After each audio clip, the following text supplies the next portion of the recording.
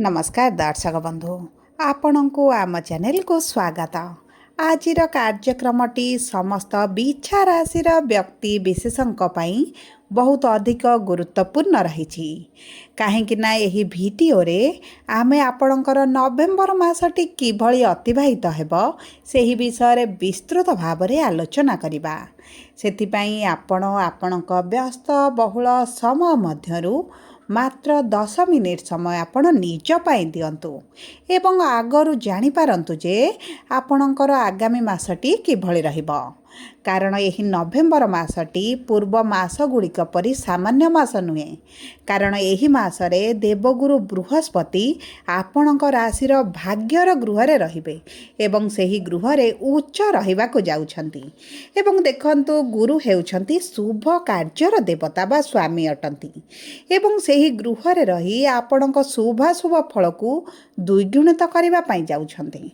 ता सहित शनि जी पूर्वरु किछि दिन हेबो आपणकर समस्या को बढ़ाइतिले। आर्थिक समस्या सहित आपणक संपर्क रे स्वास्थ्य रे विशेष भाव में आपणक संतानक स्वास्थ्य रे संतान को नहीं आपणकर जो समस्या बढ़ीथिला मानसिक स्थिति रे आपण बहुत अधिक समस्या देखुथिले सेही सब समस्या रा एबे अंत हेबा पई जाउछि। विशेष भाव में आपणकर जो ऋण करज बढ़ी जाइछि आपण जो चक्रव्यूह भितर फसी जाइछंती सेथिरु आपण बाहरिबा पई जाउछंती। ता सहित देखंतु आपणकर एही नवेम्बर मासरे प्रमुख 3टी ग्रह करूछंती राशि परिवर्तन। आपणकर 16 तारिख दिन सूर्य करिवे, 26 तारिख दिन शुक्र करिवे, 23 तारिख दिन बुध बक्री होई आपणकर भाग्यर गृह को फेरी आसिबे। जहा फल रे आपणक जीवन रे निश्चित भाव में गोटे परिवर्तन देखिबे। किंतु परिवर्तनटी शुभ फल देव ना अशुभ फल देव एही भिडियो रे विस्तृत भाव में आलोचना करिबा। सेथिपाई आपण भिडियोटी को स्किप न करी शेष पर्यंत देखंतु। एबे चलंतु कार्यक्रमटी को आगको बढ़ाइबा। किंतु भिडियोटी आरंभ करिबा पूर्वरु जदि आपणकर भी इच्छा राशि होइथाए एवं आपण भी ईश्वर को आंतरिक भक्ति एवं विश्वास करती तेबे भिडियोटी को लाइक करंतु। कमेंट बॉक्स रे जय जगन्नाथ जय माँ लक्ष्मी अवश्य लिखि दियंतु। ता सहित आम सह जोगाजोग करिबा पई भिडियोर मध्य भाग एक व्हाट्सएप नंबर टी दिया जाइछि। जो नंबर साहाय्य आपण आम सह जोगाजोग करी निजर नूतन कुंडली प्रस्तुत करि परिबे, कुंडली विश्लेषण कराई परिबे किंबा आपणकर चाकरी विवाह व्यवसाय प्रेम संपर्क शिक्षा स्वास्थ्य को नहीं किछि समस्या रहिछि ताहार सहजरे एवं स्वल्प मूल्य रे समाधान करि परिबे। सेथिपई आपण आम सह भिडियोर शेष पर्यंत जोड़ी होई रुहंतु एवं व्हाट्सएप नंबर माध्यम रे आम सह जोगाजोग करंतु।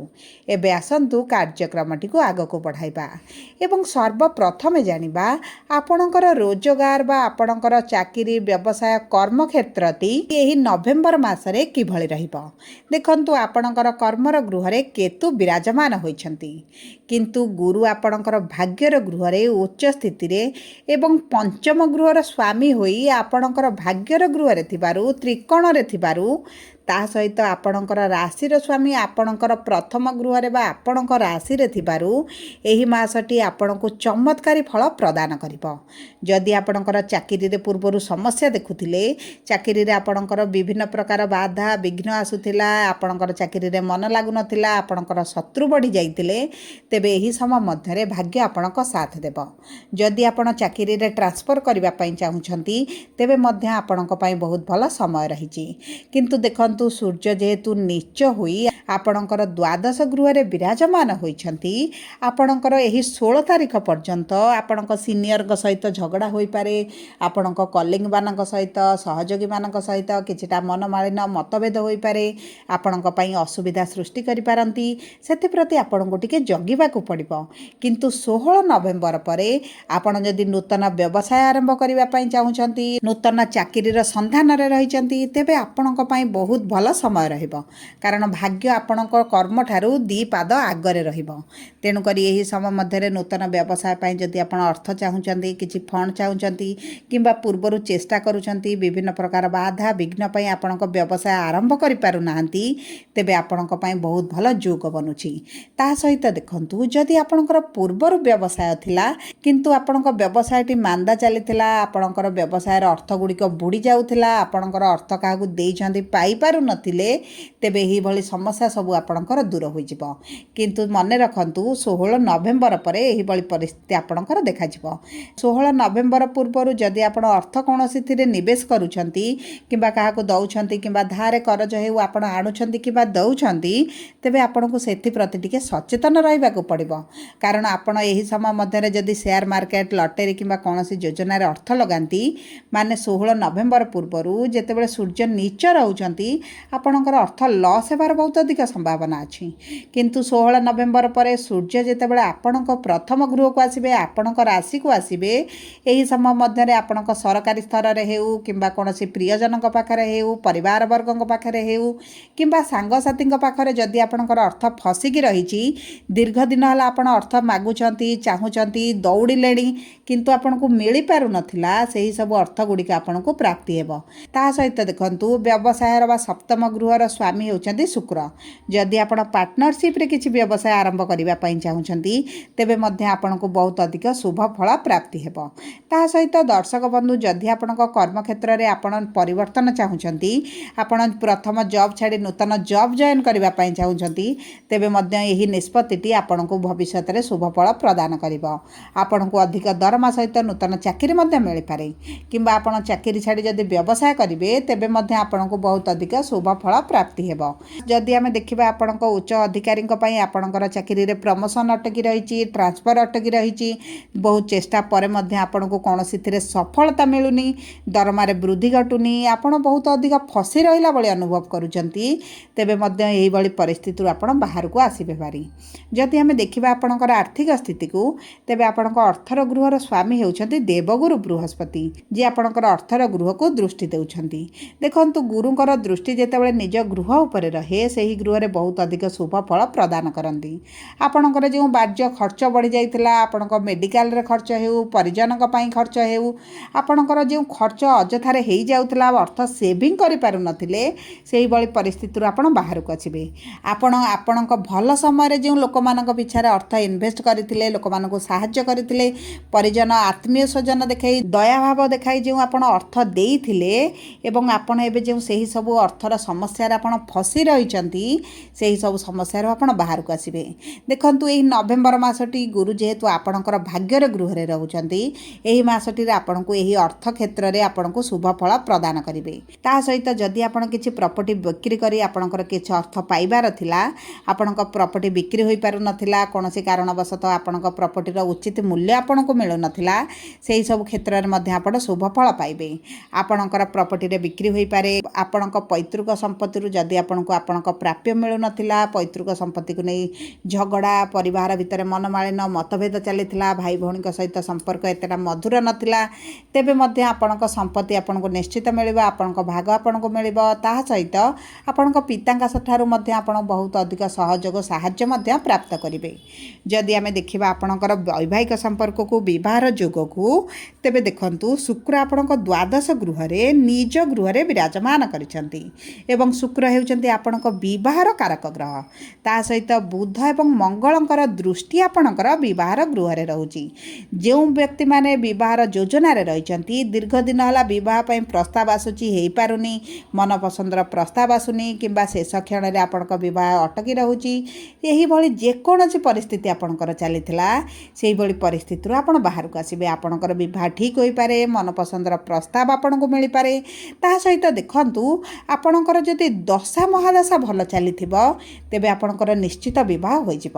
କାରଣ ଦେଖନ୍ତୁ, ଗୋଚର ଅନୁସାରେ ଆପଣଙ୍କ ପାଇଁ ବହୁତ ଭଲ ଯୋଗ ବନୁଛି ବିବାହର।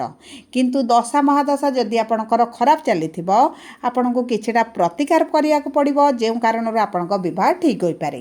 ଯଦି ଆମେ ଦେଖିବା ଆପଣଙ୍କ ବୈବାହିକ ସମ୍ପର୍କକୁ, ତେବେ ଦେଖନ୍ତୁ, ଶନିଙ୍କର ତୃତୀୟ ଦୃଷ୍ଟି ମଧ୍ୟ ଆପଣଙ୍କର ବିବାହର ଗୃହରେ ରହୁଛି।